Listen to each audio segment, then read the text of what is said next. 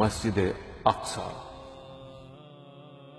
زمین پر دوسری مسجد، مسلمانوں کا پہلا قبلہ، حرمین کا تیسرا حرم، میدان حشر، نبی صلی اللہ علیہ وسلم کے سفر معراج میں گزرگاہ، انبیاء کی اجتماع گاہ، جس میں ایک نماز دیگر مساجد کی 500 نمازوں کے برابر ہے۔ ان مساجد سے ایک کے جن کے علاوہ کسی اور مسجد کی طرف با اہتمام سفر جائز نہیں۔ وہ مبارک حرم کہ جس کے انوار و برکات کی شہادت اللہ رب العزت نے سورہ بنی اسرائیل میں دی ہے۔ فرمایا سبحان الذي أسرى بعبده ليلا من المسجد الحرام إلى المسجد الأقصى الذي باركنا حوله لنريه من آياتنا إنه هو السميع البصير۔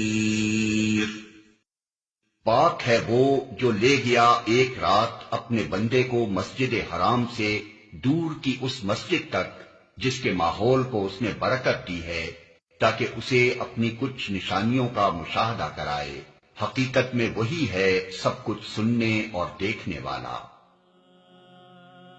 وہ مقدس مسجد کہ جس کی تقدیس کی گواہی اللہ تعالی نے سورہ معاہدہ میں دی ہے۔ ایک حدیث کے مطابق وہاں نماز ادا کرنے والے کے گناہ معاف کر دیے جاتے ہیں۔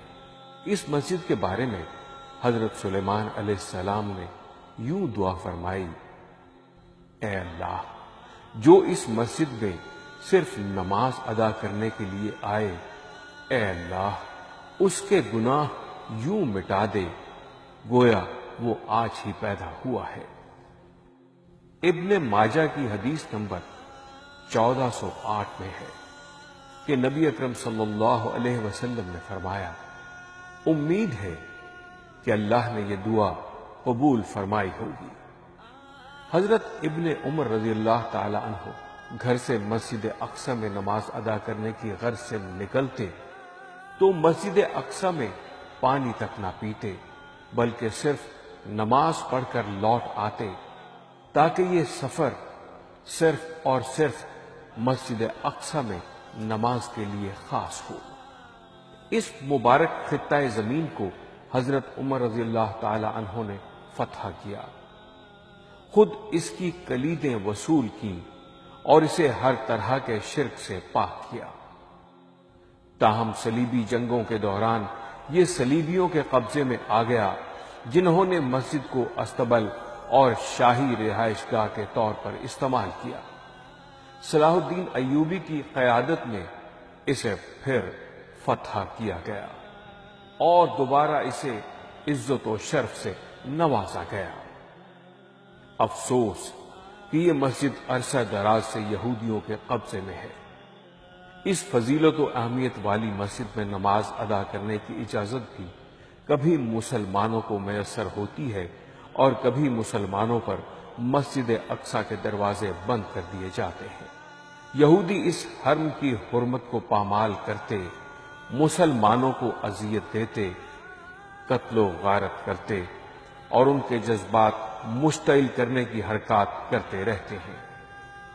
پچھلے دنوں یہودی فوج نے ایک دفعہ پھر مسجد اقصی کی حرمت پامال کرتے ہوئے اس میں اعتکاف کرنے والوں اور مسجد کے محافظوں پر حملہ کر دیا، جس سے مسجد کے بیشتر حصے کو نقصان پہنچا اور بہت سے نمازی اور معتکف زخمی بھی ہو گئے۔